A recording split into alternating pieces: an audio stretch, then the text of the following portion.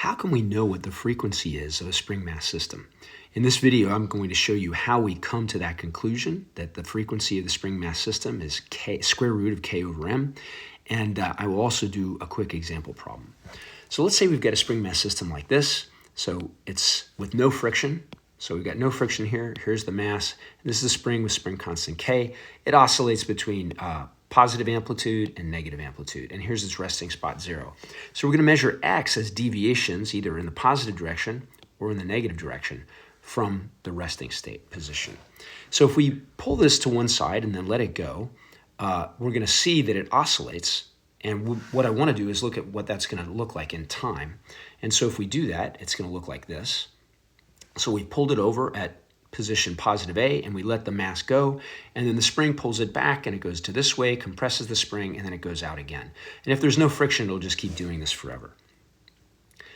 Now, if I take that curve, this one here, the blue curve, and I tilt it on its side, it looks like a cosine function.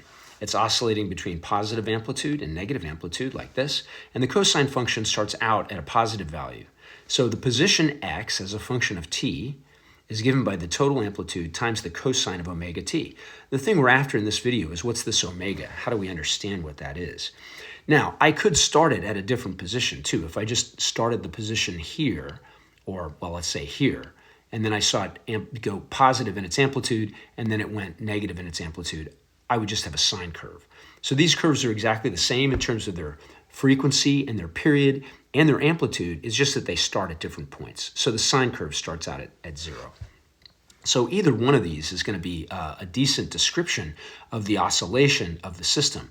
But again, what we're after is the frequency. So how do we get to that?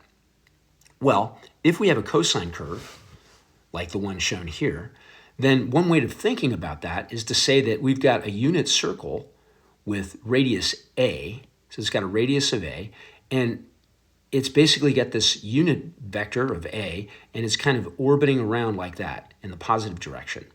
So at any given time, for any angle theta, what we can do is we can look at the projection of A onto the x-axis. So that'll be the x value. But A is the hypotenuse, and that'll stay the same always. Or if I go over to this frame here, let's take a look at it, a little blown up figure of it. What we have is the same angle theta, and now this is the adjacent side, and this is the hypotenuse here. And so the cosine is just the adjacent over the hypotenuse. Or in this case, it's x over A. So the cosine of theta is x over A. And so that's where we can get this function. And that relates A to x. And we're going to come up to see that that will be a very useful relationship a little bit later on. Okay, so here's what we have. X of t is A times cosine of omega t. This thing's oscillating back and forth. At any given moment in time, it might have a deviation of x from the axis, something like that. Now, if I want to relate this to velocity and period, which will be useful if I want to get to the frequency, I can say that velocity is the distance that this thing will travel in a given amount of time. Well, let's talk about going once around the circle, all the way around the circle like this. The distance there is 2 pi r. And what's the radius? The radius is A. So 2 pi A is the distance around that circle, if A is the amplitude. And the total time it takes to go around is the period, capital T. So V equals 2 pi A over T. I'm just going to put an asterisk on that. We'll save it for later on. That'll become useful. Now, in an earlier video, I talked about the energy description of this system. We said that the total energy is given by the elastic potential energy, or the spring potential energy, 1/2 kx squared, plus the kinetic energy, 1/2 mv squared. Now, at its extreme, when the mass is all the way to positive A or all the way to negative A, what you have there is no kinetic energy at all, and all of its energy is potential. So when I put in x max, this is actually the total energy of the system, 1/2 k x max quantity squared. Likewise, if I look at the system when x is 0, then all the energy is kinetic energy. And at that point, you're going to have a maximum velocity. So the total energy can also be described as 1/2 mv max squared. And because both of these are the total energy, they're both equal to each other.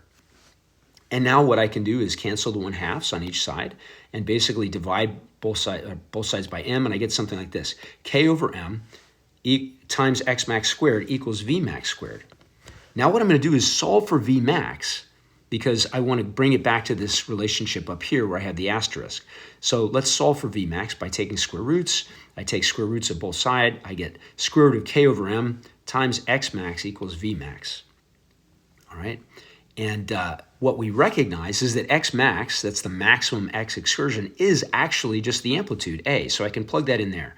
So I rewrite it like this. So a times k over m equals Vmax. Now I go back to that asterisk equation that I had before, and I remember that the velocity is just 2 pi a over the period. Okay, so now I can set 2 pi a over the period equal to a times the square root of k over m. So I do that here, all right? And then I cancel the a's cancel out. I get 2 pi over the period equals k over square root of k over m. But I remember that 1 over the period is the frequency. They're just reciprocals of each other. And what that means then is that 2 pi over the period is nothing but 2 pi times f. So 2 pi times f equals the square root of k over m. And it turns out that 2 pi times f is actually equal to omega. So remember, frequency is the number of cycles per second, and omega is the angular frequency, which is the number of radians per second. And so one cycle is 2 pi radians, so 2 pi times f is going to equal omega. So what that means is 2 pi f is equal to omega, and omega is equal to the square root of k over m. So that's how we get to the frequency of a spring mass system. What that means is that as I increase k, if I make k stiffer, then the frequency will go up. Or if I make the mass greater, then the frequency will go down. So you should have an intuitive grasp of how k and m influence these things. So remember, k is the spring constant. It's the stiffness. The larger that value gets, it's measured in newtons per meter, the stiffer the spring is. The smaller that value gets, the weaker it is, the softer the spring is. So a really stiff spring with a very small mass will produce a high frequency. Likewise, a very weak spring with a very large mass is going to produce a low frequency. All right, so here's an application question.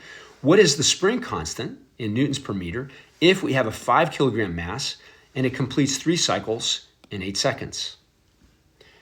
Okay, so the way to solve this would be to first take this information here, 3 cycles in 8 seconds, and let's use that to get f. So 3 cycles divided by 8 seconds is 0.375 cycles per second. So that's f. And from f, we're going to try to get omega. So if I know f, I can multiply it by 2 pi, I can get omega, and then I can set omega equal to the square root of k over m.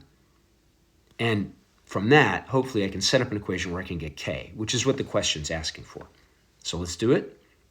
So 2 pi f equals square root of k over m. So I'm going to plug in 2 pi times f, which is 0.375 cycles per second, equals the square root of k. We don't know what k is, but m is 5 kilograms. All right, so I want to basically get k alone by itself on the right-hand side of the equation. So I square both sides to get it out of the square root. So I've got this quantity squared now, and this is no longer squared.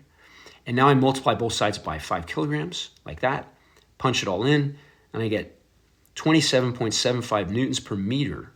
That would be the spring constant to basically have a 5 kilogram mass perform oscillations with this frequency f. So hopefully this has been helpful to you. If there's something that you want to ask, leave comments below. Thanks.